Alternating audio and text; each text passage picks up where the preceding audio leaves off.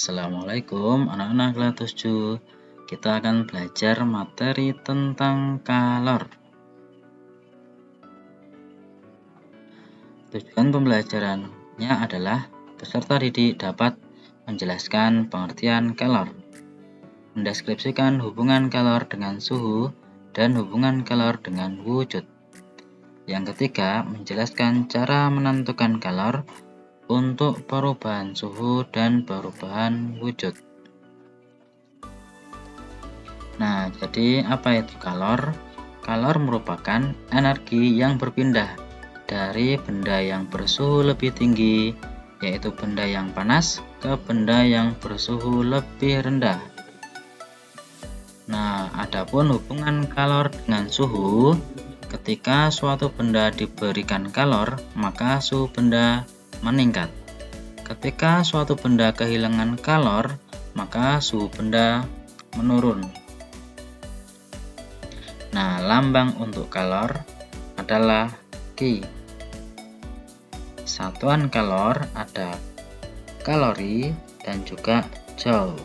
Jadi yang namanya 1 kalori didefinisikan sebagai banyaknya kalor yang dibutuhkan untuk menaikkan suhu 1 gram air sebesar 1 derajat Celcius. Sedangkan joule ini adalah satuan kalor dalam SI, sistem internasional. Karena kalor itu termasuk energi, maka satuan kalor juga sama dengan satuan energi, yaitu joule.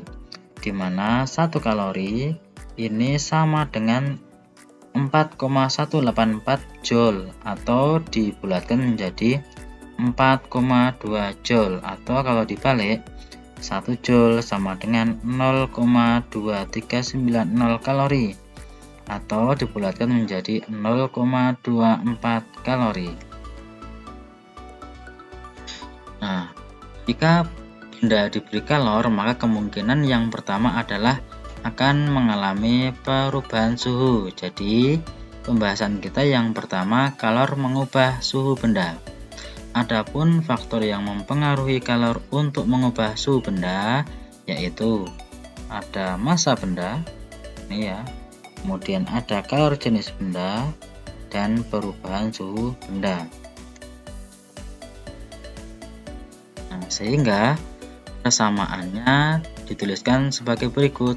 Q sama dengan M dikali C dikali delta T. Diingat-ingat ya. Ini rumus kalor saat menaikkan suhu benda atau mengubah suhu benda. Dengan Q adalah kalor, satuannya adalah joule, M adalah massa, satuannya adalah kilogram, C adalah kalor jenis, satuannya joule per kilogram Kelvin atau derajat Celcius, dan delta T adalah perubahan suhu, satuannya Kelvin atau derajat Celcius.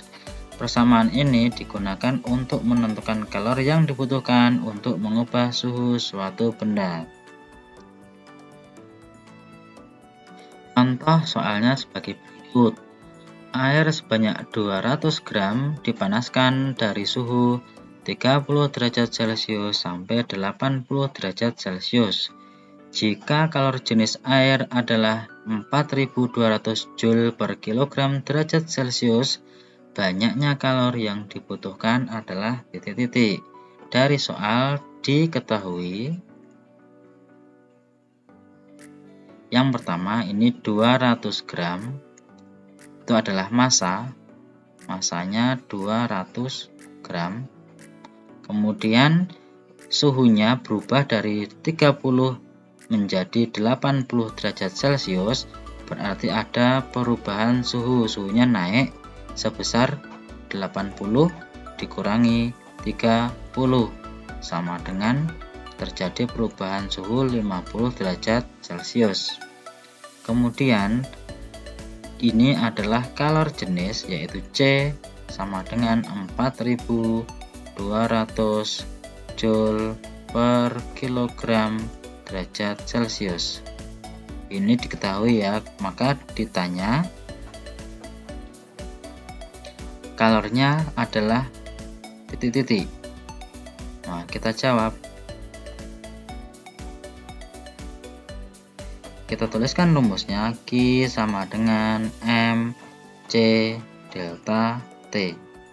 Maka sama dengan, karena di sini adalah nanti satuan kalor adalah joule, berarti dalam SI ini ada masanya dalam gram, kita ubah menjadi kilogram, maka dibagi dengan 1000 sama dengan 0,2 kilogram.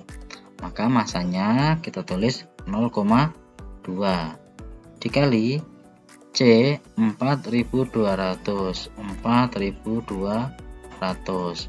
dan delta T nya adalah 50 derajat Celcius, sehingga kalau dikalikan hasilnya adalah 42.000 joule. Kalau diubah ke kilojoule maka dibagi dengan 1000 atau 42 kilojoule. Inilah hasilnya. Kemudian kalor dapat mengubah wujud benda. Nah, jadi di sini ada istilah kalor lebur. Apa itu kalor lebur? Nah, di sini kita tahu bahwa titik lebur itu adalah titik saat benda berubah dari padat menjadi cair. Maka kalor lebur yang disimbolkan dengan huruf L besar adalah kalor yang dibutuhkan untuk meleburkan suatu benda dengan massa tertentu. Nah, adapun faktor yang mempengaruhi kalor untuk meleburkan benda, ada massa benda dan juga ada kalor lebur benda. Sehingga persamaan kalornya pada saat melebur adalah Q sama dengan M dikali L, dengan Q adalah kalor, satuannya joule, dengan M adalah massa, satuannya kilogram, dan L adalah kalor lebur, satuannya joule per kilogram. Jadi rumus ini ya, di rumus ini persamaan ini digunakan untuk menentukan kalor yang dibutuhkan untuk mengubah wujud benda dari padat ke cair. Contoh soalnya, tepung KS yang masanya 5 kg diberi kalor sehingga meleleh seluruhnya. Jika kalor lebur S adalah 336.000 joule per kilogram, banyaknya kalor yang dibutuhkan adalah titik-titik. Dari soal diketahui ini massa, diketahui massanya adalah 5 kg. Kemudian kalor lebur L sama dengan 336.000 joule per kilogram. Yang ditanyakan adalah berapa banyaknya kalor yang dibutuhkan untuk meleburkan es seluruhnya. Maka dijawab Q sama dengan M dikali L. Maka hasilnya sama dengan masanya 5 kg dikali L nya 336.000.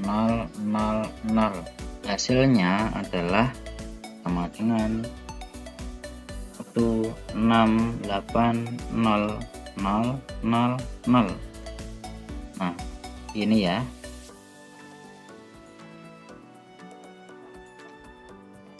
Kemudian ada kalor penguapan atau disimbolkan dengan huruf U besar adalah kalor yang dibutuhkan untuk mengubah benda cair menjadi uap atau gas. Adapun faktor yang mempengaruhi kalor untuk menguapkan benda adalah massa benda dan kalor penguapan benda.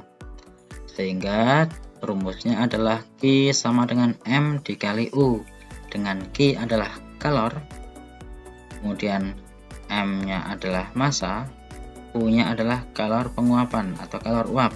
Nah, jadi persamaan ini digunakan untuk menentukan kalor yang dibutuhkan untuk mengubah wujud benda dari cair ke gas. Nah, kita mengenal ada wujud benda, ada padat, cair, dan gas.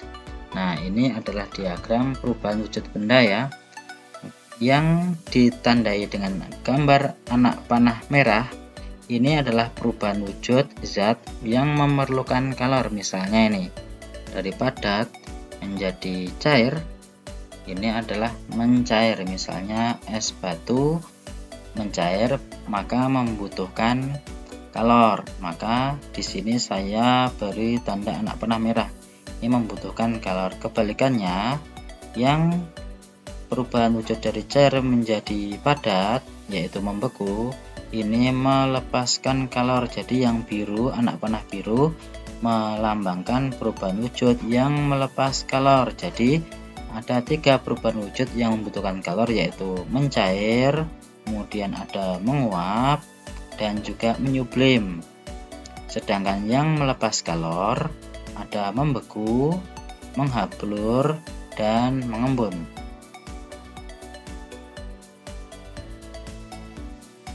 Contoh soal ya, ini sebongkah es dengan massa 2 kg dan suhu negatif 10 derajat Celcius dipanaskan sampai suhu 30 derajat Celcius. Diketahui kalor jenis air adalah 4200 Joule per kilogram derajat Celcius.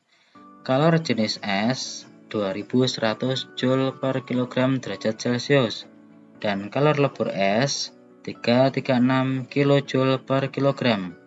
Berapa besar kalori yang diperlukan untuk memanaskan es tersebut? Nah, perhatikan, kita bahas ya. Masanya 2 kg. Nih ya. Kemudian kalor jenis air 4200. Nih. Kemudian kalor jenis es 2100. Nih. Kemudian kalor lebur es 336 kJ per kilogram. Nih. Nah, lalu kita bisa menggambarkan keadaan menjadi sebuah grafik seperti ini. Jadi ini mula-mula es yang suhunya negatif 10 derajat Celcius dipanaskan, diberi kalor, maka esnya akan naik suhunya sampai ke titik leburnya, yaitu di 0 derajat Celcius, sehingga mengalami kenaikan suhu yang pertama delta T1 10 derajat Celcius, dari negatif 10 menjadi 0, naik 10 derajat Celcius. Kemudian setelah esnya itu mencapai titik 0 derajat Celcius suhunya, maka akan melebur, sehingga di sini grafiknya mendatar. Artinya di sini adalah esnya melebur sampai menjadi air seluruhnya yang suhunya 0 derajat Celcius. Di sini membutuhkan kalori sebesar Q2, yaitu ketika es melebur. Kemudian setelah menjadi air seluruhnya, jika diberi kalor maka akan naik kembali suhunya sampai ke di sini sampai ke 30 derajat Celcius, sehingga mengalami kenaikan suhu dari 0 sampai 30 derajat Celcius, delta T-nya 30 derajat Celcius. Sehingga kita bisa menentukan Q totalnya itu sama dengan Q1 ditambah Q2 ditambah Q3. Nah, mari kita selesaikan ya. Yang pertama, Q1 sama dengan M kali C kali delta T. Di sini kalor jenisnya adalah kalor jenis S, sama dengan masanya 2 kg kali kalor jenis S-nya 2100 dikali perubahan suhunya adalah 10. Hasilnya sama dengan 42.000 Joule. Kemudian Q2 sama dengan M dikali L, sama dengan masanya 2 kg dikali L-nya 336 kJ atau 336.000 Joule, sama dengan 672.000 Joule. Kemudian Q3 sama dengan M kali C kali delta T. Karena ini adalah airnya suhunya naik, maka di sini adalah kalor jenis air sama dengan 2 kali kalor jenis airnya 4200 dikali perubahan suhunya 30 derajat Celcius. Hasilnya adalah 252.000 Joule. Sehingga jumlah kalor totalnya sama dengan Q1 ditambah Q2 ditambah Q3 sama dengan 42.000 Joule atau 42 kJ ditambah Q2 672.000 atau 672 kJ ditambah Q3 252.000 atau 252 kJ.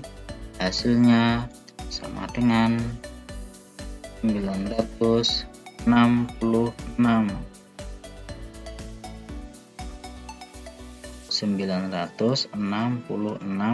kJ. Demikian pembahasan materi tentang kalor. Semoga mudah untuk dimengerti. Terima kasih. Assalamualaikum warahmatullahi wabarakatuh.